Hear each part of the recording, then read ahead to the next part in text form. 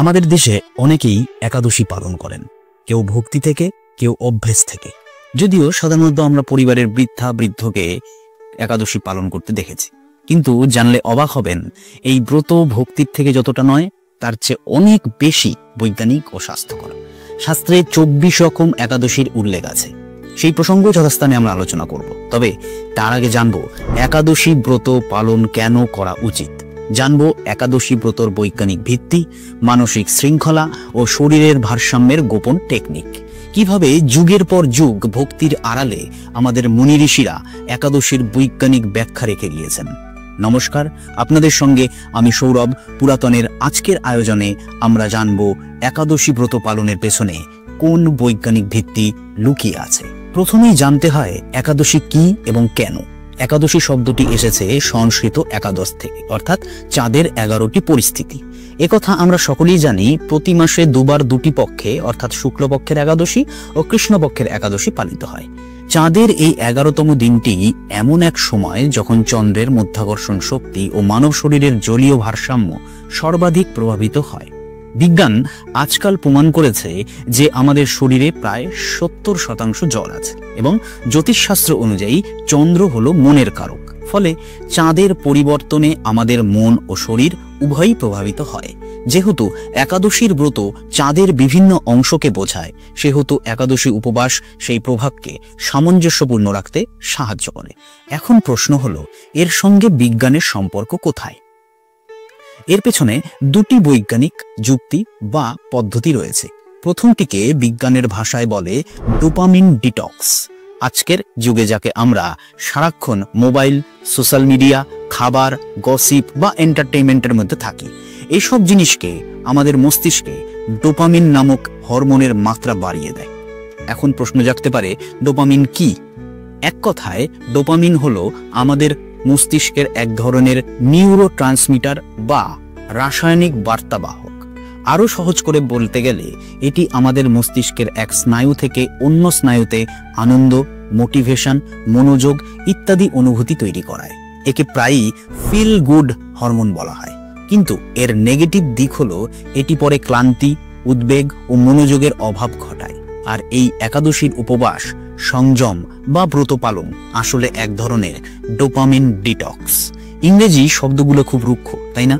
তাহলে চলুন সহজ করে বলি। বর্তমান যুগে মনোযোগ বাড়ানোর এবং নিজেকে নিয়ন্ত্রণ করার অন্যতম সেরা একটি উপায় হলো এই ডোপামিন ডিটক্স। আরো সহজ করে বলতে এটি হলো মস্তিষ্কের অতিরিক্ত উত্তেজনা থেকে বিশ্রাম দেওয়া বা ব্রেন রিসেট করা। যেমন করে আমরা মোবাইল বা কম্পিউটার রিসেট করে থাকি, ঠিক তেমনই এই একাদশী পালনের দিনে সংযম পালন করলে আমাদের মস্তিষ্কের রিওয়ার্ড সিস্টেম রিসেট হয়। ফলে মন শান্ত হয়, মনোযোগ ও আত্মনিয়ন্ত্রণ বৃদ্ধি পায়। কিভাবে হয় সেটা? আসুন সেটাই এখন বুঝি। লক্ষ্য করুন, আমাদের মস্তিষ্ক সবসময় সহজ আনন্দ বা তাৎক্ষণিক আরাম খোঁজে। যেমন ফেসবুকে স্ক্রলিং করা, ইউটিউব শর্টস দেখা, মিষ্টি খাওয়া বা গেম খেলা, বা আপনি যে কাজটা করতে আনন্দ বা আরাম পান সেরকম ধরনের কোনো কাজ। তাহলে এই সমস্ত কাজগুলিতে খুব কম পরিশ্রম লাগছে এবং প্রচুর পরিমাণে ডোপামিন ক্ষরণ হচ্ছে। এর ফলে যেসব কাজে সময় লাগে, পরিশ্রম থাকে, সেখানে আনন্দ কম হয়। যেমন পড়াশোনা করা, ব্যায়াম করা, কোনো কাজ করা যেগুলো করতে আপনার বোরিং ফিল হয়, সেগুলি কিন্তু আমাদের কাছে অত্যন্ত বিরক্তিকর। এই ডোপামিন ডিটক্সের মাধ্যমে আমরা মস্তিষ্ককে সেই সস্তা আনন্দ থেকে সাময়িক বিরতি দিই, যাতে কঠিন কাজগুলো আবার ভালো লাগতে শুরু করে। এর জন্য নিজেকে একটি রুটিনে বেঁধে ফেলতে হয়। অর্থাৎ সকাল সকাল ঘুম থেকে ওঠা, দিনের বেশিরভাগ সময় স্মার্টফোন বা বিনোদনের জগৎ থেকে সম্পূর্ণ নিজেকে সরিয়ে নেওয়া, তার বদলে বই পড়া, ডায়েরি লেখা, অন্যান্য চিন্তা করা বা কোনো পরিশ্রমের কাজ করার মধ্যে নিজেকে বাধ্য করা। অর্থাৎ নিজের বদ অভ্যেসগুলিকে অন্য ভালো ও কঠোর অভ্যাসের সঙ্গে অদল বদল করে নেওয়ার একটি সহজ টেকনিক। তাহলে একাদশী পালনের পেছনে যে দ্বিতীয় বৈজ্ঞানিক থিওরিটি কাজ করে সেটাকে বলা হয় লুনার লুনাসি এফেক্ট। এটা তাহলে কি? মনোবিজ্ঞানে দেখা গেছে এবং অনেক সময় আপনিও লক্ষ্য করে থাকবেন, পূর্ণিমা ও অমাবস্যার আগে পরে মানুষের ঘুম, আচরণ ও আবেগে পরিবর্তন ঘটে। অনেকের আবার কোমর, পা, মাথা ব্যথাও হয়। এটিকে বলা হয় লুনার লুনেসি এফেক্ট। একাদশী হলো ঠিক সেই সময়ের আগে পরের প্রাকৃতিক ঘটনা। যখন মানসিক অস্থিরতা বৃদ্ধি পেতে শুরু করে। তাই একাদশীতে উপবাস ও ধ্যান মনকে স্থিতিশীল রাখতে সহায়তা করে। আর এই তৃতীয় পদ্ধতিটি হলো ফিজিক্যাল ডিটক্স। আয়ুর্বেদে বলা হয়েছে খাদ্য হজমের জন্য দেহ প্রচুর শক্তি ব্যবহার করে। যখন আমরা উপবাস করি সেই শক্তি দেহের কোষ পুনর্গঠন, টক্সিন নির্গমন ও হরমোন নিয়ন্ত্রণে কাজে লাগে। একাদশী তাই এক ধরনের ডিটক্স থেরাপি। এই গেল আধুনিক বৈজ্ঞানিক ব্যাখ্যা। এবার আসি আয়ুর্বেদ ও পৌরাণিক শাস্ত্র এই একাদশী বিষয়ে কি বলছে। আয়ুর্বেদে একাদশীর উল্লেখ পাওয়া যায় চরক সংহিতা ও সুশ্রুত সংহিতাতে।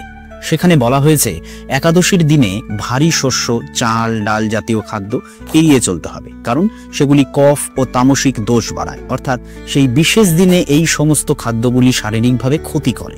সেই জন্য হালকা ফল, জল, তুলসী জল সেবন শরীরের বাত, পিত্ত, কফ এই সমস্ত সমস্যাগুলিকে ভারসাম্যে নিয়ে আসে। পদ্মপুরাণ অনুযায়ী ভগবান বিষ্ণু একাদশী দেবীকে সৃষ্টি করেছিলেন, যিনি মানুষকে পাপ থেকে মুক্তি দেন এবং আত্মাকে শুদ্ধ করেন। তাই একাদশী হল বিষ্ণুর তিথি।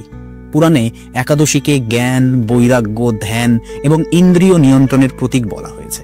শাস্ত্রে বাংলা মাস ও কৃষ্ণ শুক্লপক্ষ হিসাব ধরে প্রতি মাসে 2টি করে মোট 24টি একাদশী আছে, যেমনটা ভিডিওর শুরুতেই আমরা বলেছিলাম। তাহলে চলুন এখন দেখে নিই এই 24টি একাদশীর নাম কি কি, এবং এগুলো অবশ্যই আমরা মাস ধরেই আপনাদের জানাবো। চৈত্র মাস পাপমোচিনী একাদশী কৃষ্ণপক্ষে এবং শুক্লপক্ষে ঘটে কামোদা একাদশী। বৈশাখ মাসে বরুথিনী একাদশী কৃষ্ণপক্ষে এবং মোহিনী একাদশী শুক্লপক্ষে।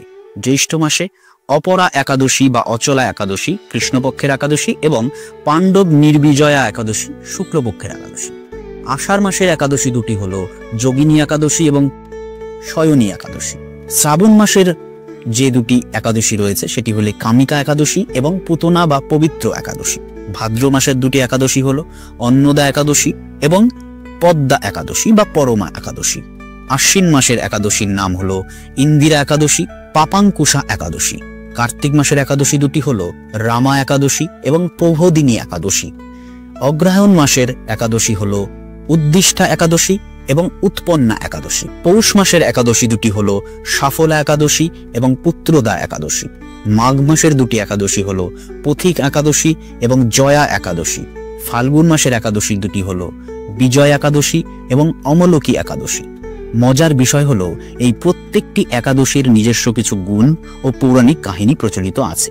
আপনারা যদি চান তাহলে এর জন্য আমরা আলাদা করে একটি পর্বে আলোচনা করতেই পারি।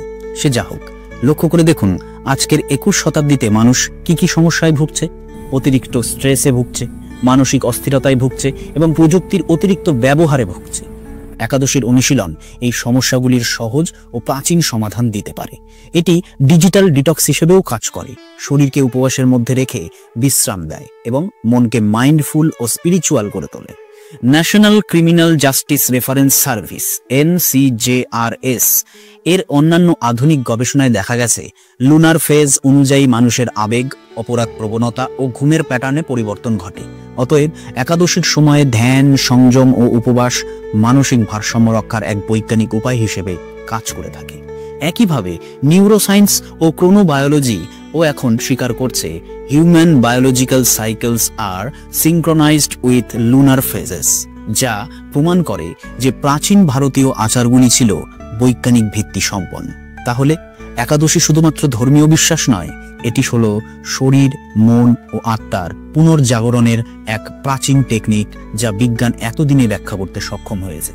যদি আমরা একাদশীকে কেবল ভক্তির দৃষ্টিতে দেখি তবে আমরা তার অর্ধেক শক্তিই জানব, কিন্তু যদি আমরা তার বিজ্ঞান বুঝি তবে আমরা নিজের জীবনের ভারসাম্য খুঁজে পাব। প্রাচীন ভারতীয় জ্ঞান ভাণ্ডারে এটাই ছিল আজকের সায়েন্স অফ সেলফ ডিসিপ্লিন। তাহলে আর দেরি কিসের? আপনিও পালন করা শুরু করুন একাদশী তিথি, আর পরিবর্তনটা নিজের চোখেই দেখুন। আজকের আলোচনায় যদি আপনারা সমৃদ্ধ হয়ে থাকেন তাহলে অবশ্যই লাইক ও কমেন্ট করে আমাদের পরিশ্রমকে সার্থক করবেন, আর এই বৈজ্ঞানিক প্রাচীন জ্ঞানকে আপনার প্রিয়জনের সঙ্গে অবশ্যই শেয়ার করে দেবেন। চ্যানেলে নতুন হয়ে থাকলে অবশ্যই সাবস্ক্রাইব করে পাশে থাকা বেল আইকনটিকে প্রেস করে রাখবেন, যাতে এরকম আলোচনা আপনি সব সময় পেতে পারেন। ধন্যবাদ সকলকে শেষ পর্যন্ত থাকার জন্য। দেখা হচ্ছে পরের ভিডিও।